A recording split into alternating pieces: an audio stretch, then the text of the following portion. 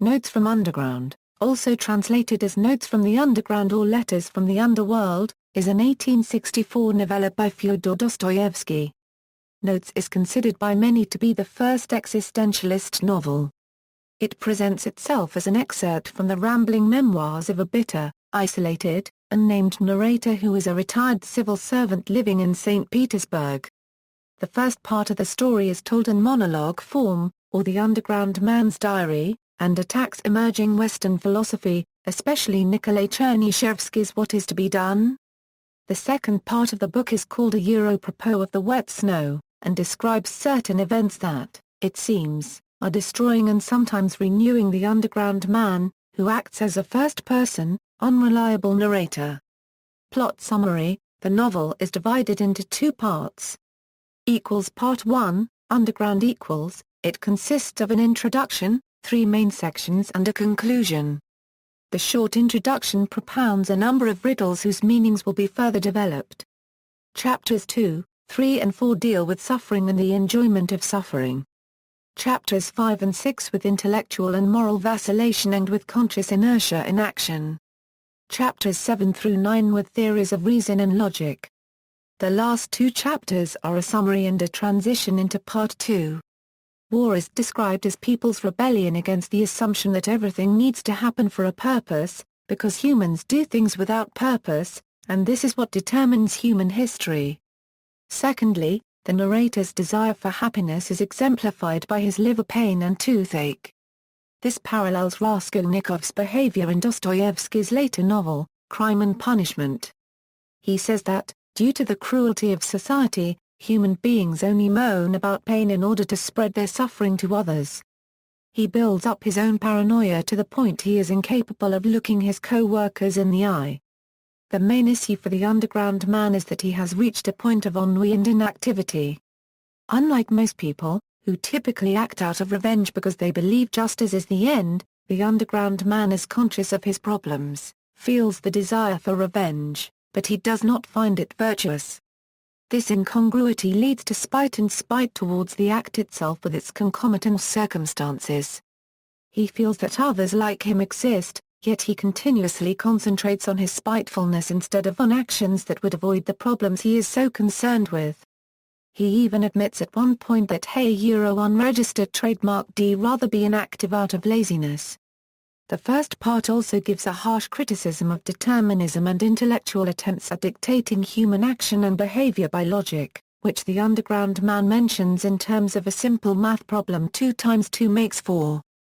He states that despite humanity unregistered trademark's attempt to create the Crystal Palace, a reference to a famous symbol of utopianism in Nikolay Chernyshevsky unregistered trademark's What is to be Done?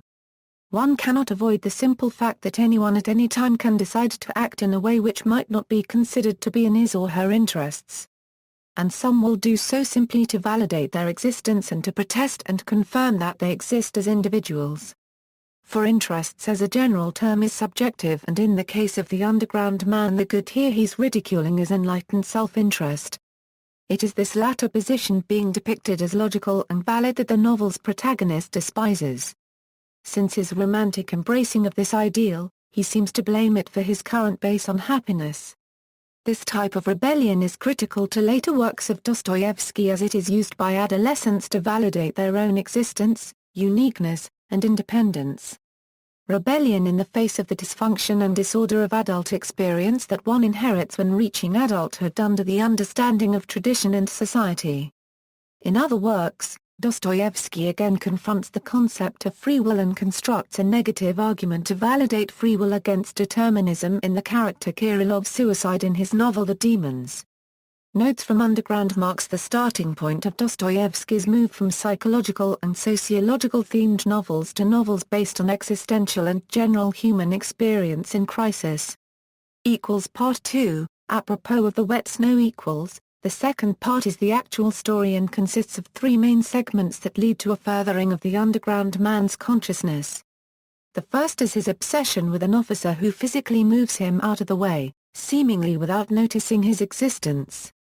He sees the officer on the street and thinks of ways to take revenge, eventually deciding to bump into him, which he does, finding to his surprise that the officer does not seem to notice that it even happened. The second segment is a dinner party with some old school friends to wish Zhvakov, one of their number, goodbye as he is being transferred out of the city. The underground man hated them when he was younger, but after a random visit to Simon of a unregistered trademark S, he decides to meet them at the appointed location.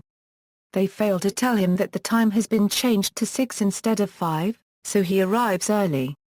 He gets into an argument with the four after a short time, declaring to all his hatred of society and using them as the symbol of it.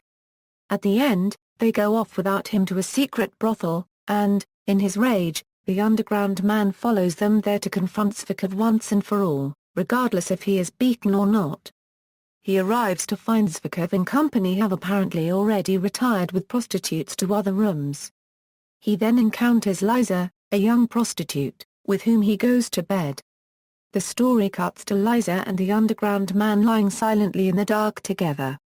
The underground man confronts Liza with an image of her future, by which he is unmoved at first, but she eventually realizes the plight of her position and how she will slowly become useless and will descend more and more, until she is no longer wanted by anyone. The thought of dying such a terribly disgraceful death brings her to realize her position, and she then finds herself enthralled by the underground man unregistered trademark S seemingly poignant grasp of society unregistered trademark SLs. He gives her his address and leaves. After this, he is overcome by the fear of her actually arriving at his dilapidated apartment after appearing such a hero to her and, in the middle of an argument with his servant, she arrives.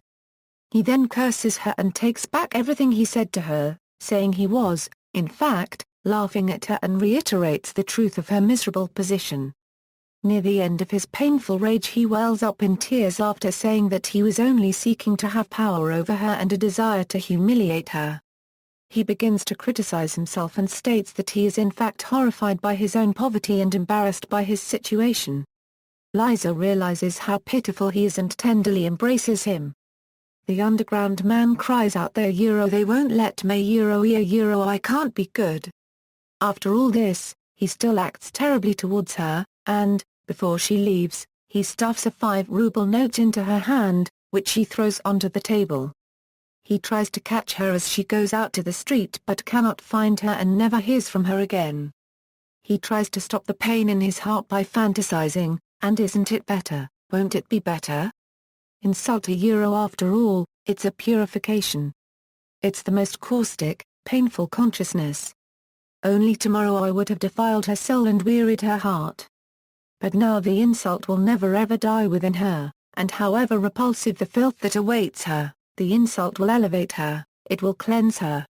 He recalls this moment as making him unhappy whenever he thinks of it, yet again proving the fact from the first section that his spite for society and his inability to act like it makes him unable to act better than it. The concluding sentences recall some of the themes explored in the first part, and the work as a whole ends with a note from the author that while there was more to the text, it seems that we may stop here. References. External links. Notes from the Underground at Project Gutenberg, Notes from Underground Public Domain audiobook at LibriVox, Academic Journal article on Notes from Underground, Conference, Autumn 1998. Full text of Notes from Underground in the original Russian, Excitements Launchpad Dostoyevsky's Notes from Underground.